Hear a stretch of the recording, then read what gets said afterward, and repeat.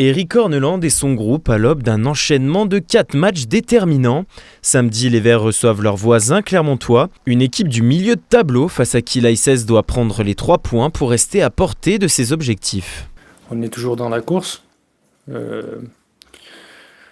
On n'est pas forcément là où on aurait voulu être, mais on n'est pas non plus dernier, loin de là. Donc bien sûr, ça va être une grosse deuxième partie de saison et il va falloir commencer fort pour aller chercher le plus de points très rapidement. Ce sont des matchs importants qui arrivent. On va se déplacer à Reims, puis on jouera 2 fois à la maison.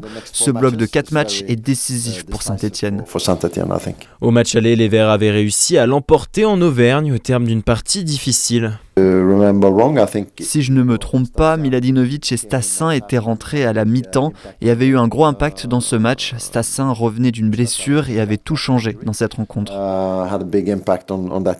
Si l'attaquant belge des Verts malade cette semaine est incertain, au même titre qu'Irvine Cardona touché au genou, les Stéphanois devront aussi se passer de nombreux joueurs comme Maxime Bernauer, Jean Ferreira, Joshua Dufus, Gillian Nguessan et surtout son meilleur buteur Zoriko Davidashvili. Mais malgré ses absences en cascade, Erik Horneland persiste. Les Verts n'ont pas besoin de renfort en cette période de mercato d'hiver.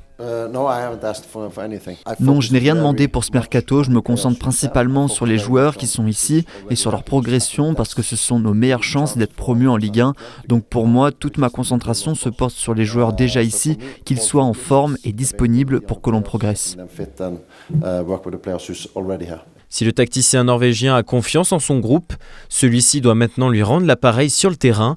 Les Verts restent sur 3 matchs sans victoire en championnat et ne peuvent plus se permettre de perdre des points face à des adversaires à leur portée.